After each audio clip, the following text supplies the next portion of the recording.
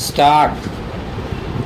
मध आणि मधमाशी म्हटले की पटकन आठवते ती मधाची सुमधुर चव आणि त्यापाठोपाठ मधमाशीचा प्रखर डंख.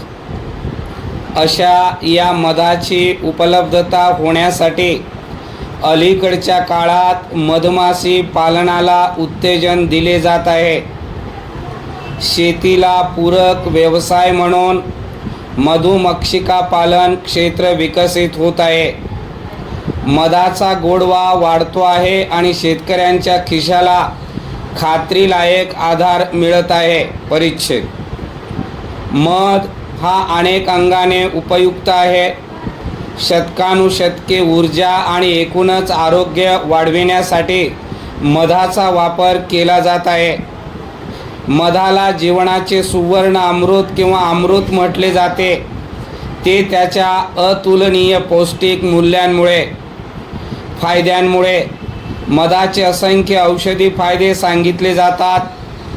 मध खाण्यासाठी आणि मधापासून बनलेल्या औषधांसाठी हा व्यवसाय खूप महत्त्वाचा ठरत आहे. हा एक असा व्यवसाय आहे ज्यामध्ये जास्त पैसे न गुंतवता स्वतःचा छोटेखानी व्यवसाय सुरू करता येतो. परिच्छेद. मधमाशा पालन हा एक कृषी आधारित व्यवसाय आहे. तो ग्रामीण भागातील शेतकरी, भूमिहीन कामगार, एकात्मिक शेती पद्धती म्हणून केला जातो. मधमाशा पालन हे ग्रामीण लोकसंख्येच्या उत्पन्नात आणि रोजगारात निर्मितीत आणि पौष्टिकतेत भर घालते. मधमाशा त्यांच्या मधासाठी प्रसिद्ध असल्या तरी निसर्गात त्यांची आर्थिक भूमिका महत्त्वाची आहे. मधमाशा परागकण करून तसेच विविध उत्पादने प्रदान करून समाजाला सेवा देत असतात. वनस्पतींची जैवविविधता टिकवून ठेवण्यात मधमाशांची महत्त्वाची भूमिका आहे, ज्यामुळे पर्यावरणीय स्थिरता लाभते. परिच्छेद. मधमाशा पालन हे कृषी आणि शेतकरी कल्याण मंत्रालयाच्या महत्त्वाच्या क्षेत्रापैकी एक आणि प्रमुख कार्यक्रम आहे. भारतात मधमाशी पालनासाठी प्रचंड क्षमता आहे. राष्ट्रीय कृषी आयोगाने देशातील 12 प्रमुख कृषी पिकांचे परागीकरण करण्यासाठी सुमारे 150 दशलक्ष मधमाशी वसाहती तैनात करण्याची आवश्यकता अधोरेखित केली होती. मधांमध्ये जीवाणूच्या वाढीस प्रतिबंध करणारा पदार्थ आहे आणि अँटीऑक्सिडंट गुणधर्म देखील असतात, जो जळालेला भाग आणि जखमांवर उपचार करण्यासाठी फायदेशीर ठरतो. तथापि जास्त प्रमाणात मधाचे सेवन केल्याने तो अपायकारक होऊ शकतो.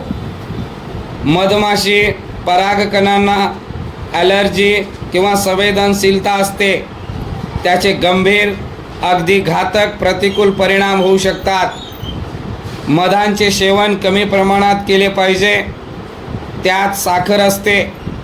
टाईप 2 मधुमेह असलेली रुग्ण जे जास्त प्रमाणात मध खातात त्यांच्या रक्तातील साखरेची पातळी वाढू शकते.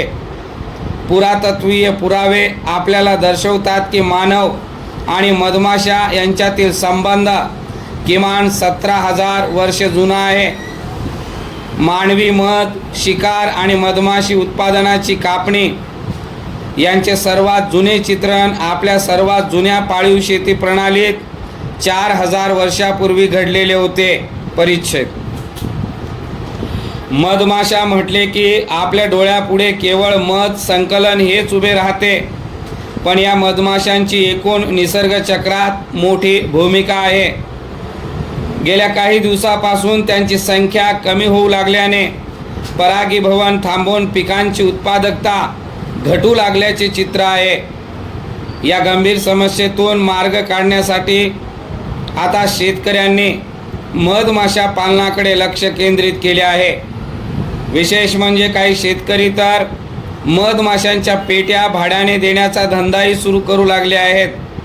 सन 2024 मध्ये भारतातील मद्य बाजारपेठ 27 अब्ज रुपयांपर्यंत पोहोचली.